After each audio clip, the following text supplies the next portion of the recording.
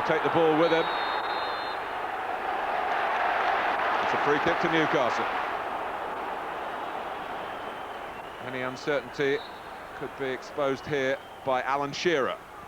But Richard Wright was up to the task and up for the ball.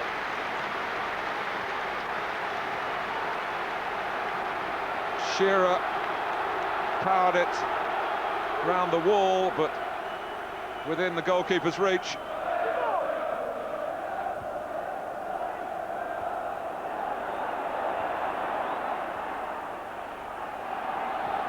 Vieira.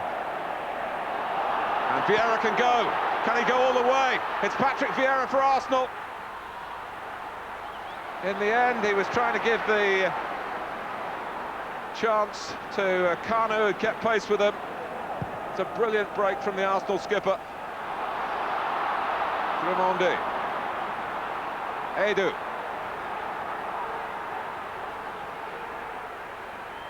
It's Kanu, which means a trick or two.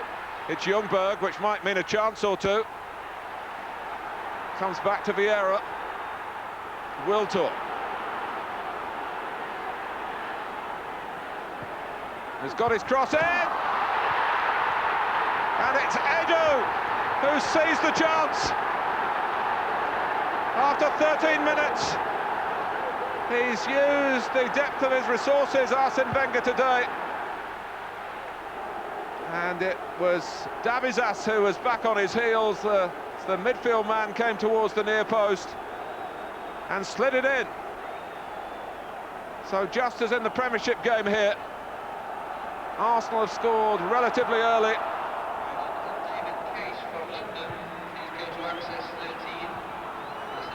And here's Robert. Stepanov's roaring across, but he hasn't got there. Solano's got the better of him. It's behind Shearer, it's Robert, it's off the bar. It's thudded back into play. From Laurent Robert.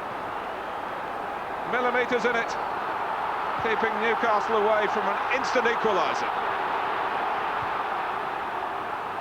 Robert again.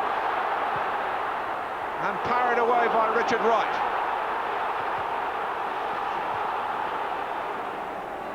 Solano did splendidly here.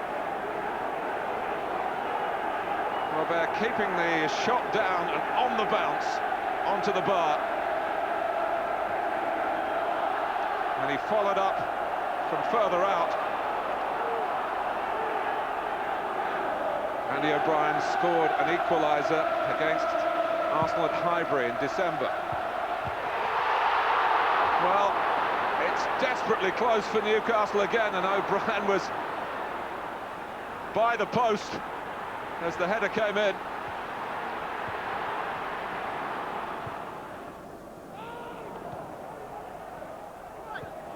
Robert trying to take it on the burst, but the team have been stopped for a foul on court.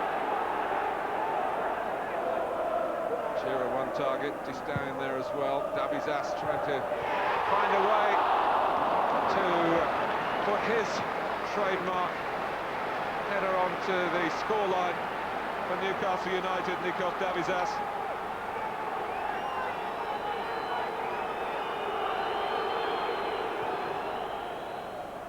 Shearer. It's Robert! It is 1-1, and you cannot strike a shot more sweetly than that. And sweet it is for the fans of Newcastle United. It was a bit of a stumble by Stepanov. Shearer flicked on, Robert in the right place. And he had one look to set the sights and drilled it beyond Richard Wright. Chance for Distin to move forward. Again, work with the Robert. And they've done that splendidly. And Carl Cork comes in.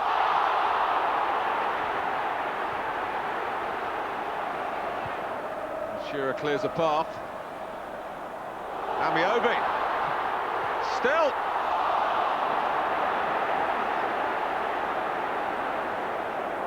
It was a big 8 days in Newcastle season. Had they lost that last night, then there was only the league. I mean, there was so much promise a week ago, wasn't there? To lose that last night would have been really disappointing. I think it would have been very difficult for them, but it's going to be an extremely hard game. But I would assume Bobby would have think, we don't want to lose this cup tie, let's keep ourselves in it. I mean, they've been to Highbury and won already. I think it'd be a hard game for them, whatever they do, but they just wanted to stop that rot. And I think it'd be interesting how they do, because they've got Ipswich at home next game, and if they get a victory there, that puts them back in the momentum for the league.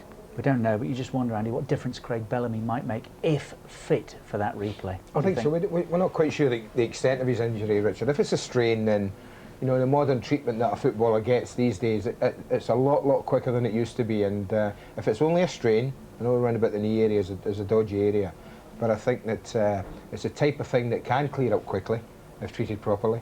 And I think that Bobby will be looking at Craig Bellamy thinking, yeah, maybe, just maybe he'll be ready. First one, good goal, Dave, or bad goal defensively?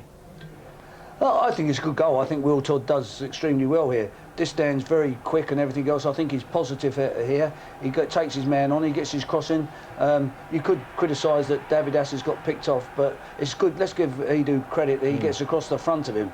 That's hard defending. It's world class. You've got to be looking to check where the player is, and I think for a few seconds he's got caught looking at the ball, and Edu's sort of seen once he's there, he's just whipped across the front. A good goal, I thought. And if it's true that Robert got a bit of stick from his colleagues, then it had the desired effect, it would appear, Andy. Yeah, he's probably his most productive game for a long time, culminating in this fantastic strike for the equaliser. Not his strongest side, but just watch the way he doesn't thrash at this. It's a control. Big Al just helps it on. Stepping off slip was important there because it's a free header, but he just lets it bounce twice. Look, steady, and then it's a controlled strike. Doesn't just thrash at it, controls it with his weaker foot. It's a beautiful strike. Morning's newspapers that would allow Arsenal to qualify for the last 8 of the Champions League are so horribly complicated that only manager Arsene Wenger seems to understand it. And you'll get his analysis in a moment, but suffice it to say that Arsenal failed to clinch a place in the last 8 last night by losing 2-0 at home to the Spanish side Deportivo La Coruña, who have qualified from Group D. Arsenal are second in the group ahead of Leverkusen, who beat Juventus 3-1. Arsenal are in Turin next week. They could win and still not qualify.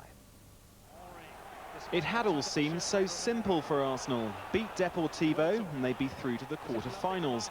And both events seemed only a matter of time when first Robert Pires and then the sublime Dennis Bergkamp set the early attacking example.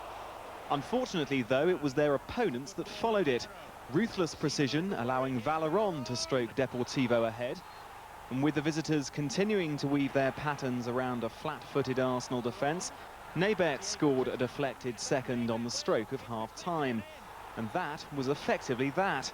Although the Gunners certainly had chances to prove otherwise, Henry spurning a penalty and Kanu having a goal disallowed. It all means the Gunners' final group match against Juventus, though, could prove even more frustrating.